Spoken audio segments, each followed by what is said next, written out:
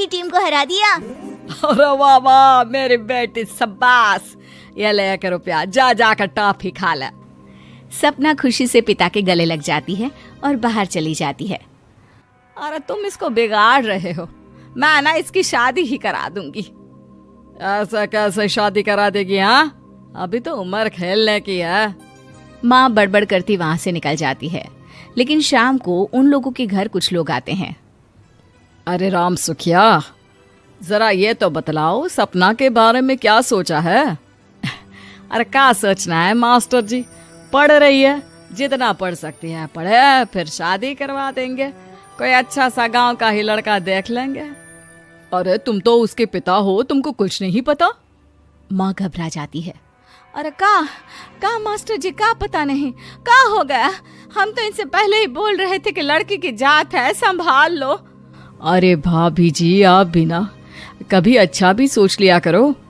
अरे सपना क्या खेलती है हॉकी, बड़े से बड़े आदमी भी नहीं जीत पाते हैं उससे। कल गांव में एक टीम आ रही है, लड़कियों की हॉकी खेलने उसे भेज देना, वहां शायद कुछ बात बन जाए। अरे ना ना मास्टर जी, कोई खेल वेल नहीं करवाना हम लोगों को, वो भी शहर के लोगों के साथ तो बिल्कुल भी ना। शहर के लोगों को ना कोई भरोसा नहीं होता मास्टर जी। अरे कैसी बात कर रही हो सपना की माँ, बुरा आदमी तो हर जगह मिल जाएगा, उसके लिए शहर का और गांव का।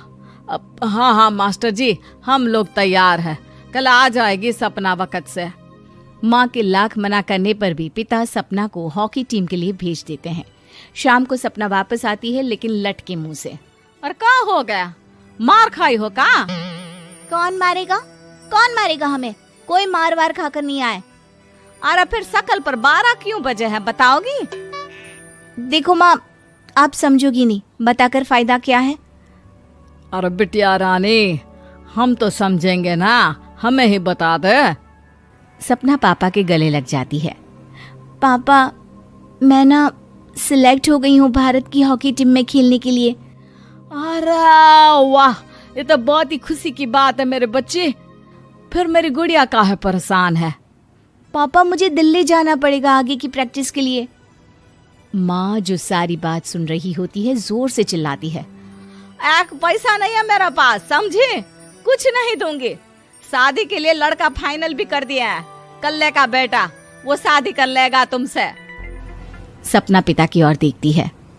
अरे देख सपना, खेलने दिल्ली जाना है तो सिर्फ इसी शर्त पे कि आकर कल्ले से बेटे से चुपचाप शादी कर लेगी, बोल। अरे ठीक है ना, कल्ले का बेटा तो बहुत ही समझदार है, सरकारी नौकरी है उसकी, मान गया वो तो सपना शादी कर लेगी। सपना भी धीरू जो कि कल्ले का बेटा था उसे जानती थी। वो मन ही मन सोचती है कि शादी तो वैसे भी होनी है, लेकिन माँ की ये शर्त मान गई तो जीवन जीने का एक मौका तो जरूर मिलेगा। हाँ, मुझे मंजूर है। हाँ, तो कल मैं उन लोगों को बुला लूं? पिता और सपना दोनों एक दूसरे को देखते हैं। अब माँ ठीक है ना, बुलाने की क्या जरूरत है, वो लोग पसंद कर रहे हैं ना मुझे, वही ठीक है। बस आप तो मेरा दिल्ली का बैग पैक कर दो। सपना दिल्ली जाती है, दिल्ली टीम के लिए खेलने के लिए। सपना खूब अच्छा खेलती है और गोल्ड मेडल जीत कर आती है। जब वो गांव आती है तो उसका जोरदार स्वागत होता है। हर कोई सपना सपना चिल्ला रहा होता है। और सपना के पापा, तुम्हारी बेटी ने तो गांव का नाम रोशन कर दिया है। गांव की तरफ से तुम लोगों को गांव में पक्का मकान और सपना को परिषद में पक्की नौकरी देने के लिए हम तैयार हैं। अरे वाह वाह, पक्का मकान, ये तो बहुत अच्छी बात है, लेकिन सपना की नौकरी नहीं चाहिए हमें। हाँ, कैसी बात कर रही हो सपना की माँ? लड़की की नौकरी रहेगी तो अपने पैरों पर खड़ी रहेगी, किसी के आगे झुकने की जरूरत ना पड़ेगी। अरे चुप रहो, हम तो नौकरी ना करते हैं, पर मजाल है कि किसी के आगे झुके हो। ना ना, हमारी बेटी नौकरी नहीं करेगी। पिता लाख समझाते हैं लेकिन माँ नहीं मानती। और फिर वो दिन भी आ जाता है जब सपना को अपने कहे अनुसार लड़के से शादी भी करनी पड़ती है। ससुराल में। ए बहू, तू रोज रोज सुबह कहाँ जाती है? घर का सारा काम निपटा कर कहाँ भागती है? माँ का घर तो पास ही है, वहीं निकल जाती है क्या? नहीं माँ जी, मैं हॉकी खेलने जाती हूँ, मुझे खेलना पसंद है। खेलना पसंद है? अरे कैसी बात कर रही है बहू। शादी के बाद तो कोई लड़की खेलती फैलती नहीं है, वो घर का काम काज देखती है। सपना कुछ नहीं कहती। वो एक रोज कमरे में अपनी अलमारी ठीक कर रही होती है कि तब सुनो, वो जो लटक रहा है ना, क्या बोलते हैं उसे? मेडल। सपना पति की बात सुनकर खुश हो जाती है, उनके पास जाती है। मैं सोच ही रही थी कि तुमने कभी पूछा क्यों नहीं। ये मेडल है, मैंने जीता है। पता है, हॉकी में बड़ा मैदान, बहुत से लोग, 2 टीम और फिर शुरू होता है जुनून। पता है, लगता है जैसे बस जिंदगी यही है, खेलते रहो, भागते रहो, दौड़ते रहो और लक्ष्य को पालो। सुनो ना, मैं ना भारतीय टीम के लिए खेलना चाहती हूँ। माँ,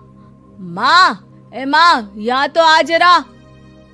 सपना हैरान हो जाती है कि ये क्या हो गया, पति अचानक से माँ को क्यों बुला रहा है। हाँ बेटा, क्या हो गया? काहे गला फाड़ रहे हो? माँ, ये सपना क्या कह रही है? अरे बीवी तो बोलती ही रहती है बेटा, लेकिन क्या हो गया? चिल्ला क्यों रहे हो? ऐसा क्या बोल दिया इसने? माँ ये बोल रही है कि इसको खेलना है भारतीय टीम के लिए। सपना डर जाती है। नहीं माँ जी, मैंने कहा कि मैं चाहती हूँ कि वो मैं बोला था ना, शादी के बाद कोई खेलता नहीं, घर का काम काज देखता है, लेकिन फिर भी। नहीं माँ जी, ठीक है, मैं घर का काम देखूंगी, कल से मैं खेलने भी नहीं जाऊंगी, माफ कर दीजिए। सपना पति की तरफ देखती है जो माँ की तरफ देख रहा होता है। उसे गुस्सा तो आता है, लेकिन करती भी तो क्या। सास के सामने कैसे पति की क्लास लगाती। अरे बेटा, अब क्यों घूरे जा रहे हो बहू को? माँ, अभी इस बात का फैसला करके जाना, वरना ये तो तेरे कमरे से जाने के बाद मुझे। अब चुप हो जाइए आप, छोटी सी बात का बतंगड़ मत बनाइए। छोटी सी बात? बहू, ये कोई छोटी बात नहीं है। जो लड़की दिल्ली के लिए गोल्ड मेडल ला सकती है, वो देश के लिए भी तो गोल्ड ला सकती है ना। हम लोगों को किसी चीज की कमी नहीं है बहू। घर का काम तो कोई भी कर लेगा, लेकिन देश का नाम रोशन करने के लिए सपना चाहिए। जा बहू, तेरी ट्रेनिंग का सारा इंतजाम तेरे पति ने। माँ, मैंने अभी बात की है फुलवाले से, वो रास्ते में ही है। आप किशोर भैया से क्यों नहीं कहती कुछ करने को? किशोर पहले ही मेरे बताए काम कर रहा है। पास के सभी रिश्तेदारों और मोहल्ले वालों को कार्ड वही तो देकर आया था। रिसेप्शन के लिए हॉल भी उसी ने बुक किया था। टेंट कुर्सी वालों को भी तो वही देख रहा है। पर कई मोहल्ले वाले तो हमारे भरे पूरे परिवार से जलते भी है, उन्हें बुलाने की क्या जरूरत थी? बेटा, शादी ब्याह में तो बुलाना ही पड़ता है, नहीं तो लोग क्या कहेंगे। दादी दादी देखो ना, हलवाई अंकल हमें लड्डू नहीं दे रहे, आप इनको डांटो ना। अरे चैन सुख दे देना बच्चों को लड्डू, क्यों तंग कर रहा है इन्हें? बीबी जी, मैं कहाँ मना कर रहा हूँ, लेकिन लड्डू बनते ही ये बच्चे उठा उठा कर खा लेते हैं। अरे मैं तो इन्हें थाल में रख के परोस भी नहीं पा रहा। भागो, अब कोल्ड ड्रिंक पीने चलते हैं। भागो भागो, अब कोल्ड ड्रिंक पीने चलते हैं। जैसे कि आप देख रहे हैं, आज इस घर के सबसे छोटे बेटे अक्षय की शादी है। घर में बहुत चहल पहल है। कुलभूषण की बीवी कमला को फुर्सत ही नहीं है कामों से, लेकिन कुलभूषण और घर के बाकी लोग कहाँ हैं? आइए देखते हैं। अजी, आप यहाँ आराम से बैठकर गाने सुन रहे हो और घर में अभी तक इतने काम बचे हैं करने को। अरे भाई, मेरे सबसे छोटे बेटे की शादी है, इसके बाद तो मैं अब चिंता मुक्त हो ही जाऊंगा। और फिर घर में तुम हो, बेटे बहुएं हैं, तुम लोगों के होते हुए मैं क्यों काम करूं? मैं तो शान से बेटे की शादी में जाऊंगा तैयार होकर। अरे ठीक है, अब आप आराम ही कीजिए। एक बार अभिषेक की बीवी आ जाए, फिर मैं भी आराम करूंगी और मेरी चारों बहुएं पूरे घर की जिम्मेदारियां संभाल लेगी। इतना कहकर कमला वापस अपने काम में लग जाती है। बेटा भी, तू अब तक तैयार नहीं हुआ? किससे बात कर रहा है फोन पर? तैयार कैसे हूँ? सैलून जाने से तो आपने मना किया है क्योंकि मुझे हल्दी लग चुकी है। भाभीियों को देखो, सुबह से पार्लर में है।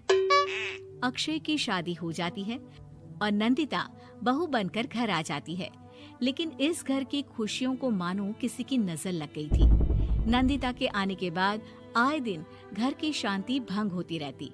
अपने माँ बाप की इकलौती बेटी को इतने बड़े परिवार की जिम्मेदारियां कहाँ संभालनी थी। अभी देखो ना, मेरे हाथों की मेहंदी भी अभी नहीं उतरी है और तुम्हारी मम्मी ने मुझे घर के कामों में लगा दिया। मैंने सोचा था कि घर की सबसे छोटी बहू होने के कारण मुझे सब पलकों पर बिठा के रखेंगे, पर यहाँ तो पलक झपकने की भी फुर्सत नहीं मिलती। देखो नंदू, शादी के पहले ही मेरे घर वालों ने तुम्हें और तुम्हारे पेरेंट्स को बता दिया था कि मैं जॉइंट फैमिली में रहता हूँ, तो फिर अब ये शिकायत क्यों? और फिर तुमसे पहले मेरी भाभी भी तो आई थी शादी करके, उन्होंने तो कभी कुछ नहीं कहा। नंदिता तब तो चुप हो जाती है, लेकिन ऐसा बहुत दिनों तक नहीं चलता। अरे नंदिता, माँ बाबूजी की दवाई का टाइम हो गया है, उन्हें दवाई दिलाओ और उसके बाद सबके लिए नाश्ता बना देना। पर भाभी, मैं तो अभी अपना फेवरेट सीरियल देख रही हूँ। प्लीज मेरी जगह आप कर लो ना ये काम। ठीक है, मैं तेरी जगह माँ बाबूजी को दवाई दे आती हूँ और नाश्ता बना लेती हूँ। तू मेरी जगह पूरे घर की डस्टिंग करके 5 बच्चों को स्कूल के लिए तैयार करके भेज देना और दोपहर का खाना बनाने के बाद कपड़े धोकर सुखा देना। उसके बाद हम दोनों मिलकर बाजार जाकर सब्जी ले आएंगे, फिर डिनर की तैयारी कर लेंगे और उसके बाद बस भाभी, मैं माँ बाबूजी को दवाई देकर सबके लिए नाश्ता बना देती हूँ। हे भगवान, ये कहाँ लाकर फंसा दिया मुझे। मेरे घर में तो गिनती की 8 रोटियां और 2 सब्जी बनती थी और नाश्ता निपट जाता था। यहाँ तो रोटियों का ढेर और सब्जियां बड़े बड़े पतीलों में बनानी पड़ती है। नाश्ता बनते बनते लंच का टाइम हो जाता है और लंच बनते बनते डिनर का। अभी मुझ में तुम्हारे पूरे परिवार का नखरा उठाने की और ताकत नहीं बची। मैं ऐसे नहीं रह सकती। अरे तो क्या चाहती हो तुम? मुझे अलग रहना है बस। तो ठीक है, हम कल ही शिफ्ट हो जाएंगे किराए के घर में। इतना बड़ा घर होते हुए हम किराए पे क्यों रहेंगे? ना जी ना, घर में ही दीवार खड़ी करो अपने हिस्से के आगे। घर के साथ साथ घर की खुशियों में भी दीवार खींच जाती है। ऐसे ही कई महीने बीत जाते हैं और नंदिता माँ बन जाती है। बच्चे के आने से अभिषेक के कंधों पर खर्चों का बोझ आ पड़ता है। अभिषेक का बोझ कम करने के लिए नंदिता भी पार्ट टाइम जॉब कर लेती है, लेकिन इससे उसके सर पर नौकरी, घर और बच्चे की जिम्मेदारी बढ़ जाती है। नंदिता, ये क्या है? तुमने घर भी ठीक से साफ नहीं किया, ना ही मेरे कपड़े धुले हैं। चिंटू के बाल भी कटवाने जाना था, देखो उसके बाल कितने बढ़ गए हैं। अरे करती क्या हो पूरा दिन तुम? मैं करती क्या हूँ? तुम्हारा नाश्ता और लंच बनाने के बाद चिंटू को डे केयर सेंटर पर छोड़ कर आती हूँ, फिर खुद ऑफिस जाती हूँ। पूरा दिन काम करके आने के बाद बिना आराम किए बाजार से सब्जियाँ लेकर आती हूँ, घर आकर खाना बनाती हूँ, चिंटू को देखती हूँ और क्या करूँ मैं? तो किसने कहा था अपने सर पर इतने काम लेने को? मत जाओ ऑफिस। ऑफिस जाए बिना घर के खर्चे कहाँ से पूरे होंगे? चिंटू की डे केयर का खर्च, उसके लिए बेबी फूड का खर्च, प्रेस वाले का खर्च, ये सब तुम्हारी सैलरी से होता नहीं है। अगर परिवार से अलग नहीं होती तो इतनी मुसीबतें नहीं उठानी पड़ती तुम्हें परिवार के साथ मिलकर काम करने में दिक्कत थी, लेकिन काम तो अब भी बहुत है तुम्हारे सर पर। चिंटू को भी डे केयर भेजने की जरूरत नहीं पड़ती, उसको गोद में खिलाने के लिए दादा दादी और घर के सभी बड़े होते, उसके साथ खेलने के लिए उसके भाई बहन भी होते। मेरे तीनों बड़े भाइयों के बच्चे भी बड़े हुए हैं, लेकिन बिना महंगा बेबी फूड खाए, क्योंकि मेरी माँ और भाभियाँ बहुत अच्छे से जानती है कि बच्चे को क्या खिलाना चाहिए।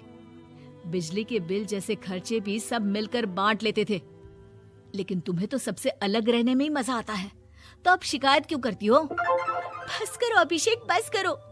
मैं मानती हूँ कि मैं गलत थी। मेरे एक गलत फैसले ने हमें बिल्कुल अकेला कर दिया है सबसे। एक घर में होते हुए भी हम बाकी परिवार से अजनबियों की तरह रह रहे हैं। अभिषेक और नंदिता की सारी बातें घर के बाकी लोगों को सुनाई दे रही थी। तभी कमला बोल पड़ती है। अरे नंदिता बहू, किसने कहा कि तुम अकेले हो? तुम्हारा इतना भरा पूरा परिवार है ना तुम्हारे साथ। हम तो बस ये चाहते थे कि तुम अपनी गलती समझ जाओ। अगर हम तुम्हें समझाते तो शायद तुम ना समझती, लेकिन अपनी गलती का एहसास तुम्हें खुद हो गया है। तो अब तुम समझ चुकी हो परिवार में एक साथ रहने का मोल क्या होता है। मम्मी जी मुझे माफ कर दीजिए, अब ऐसा दोबारा कभी नहीं होगा। अरे माफ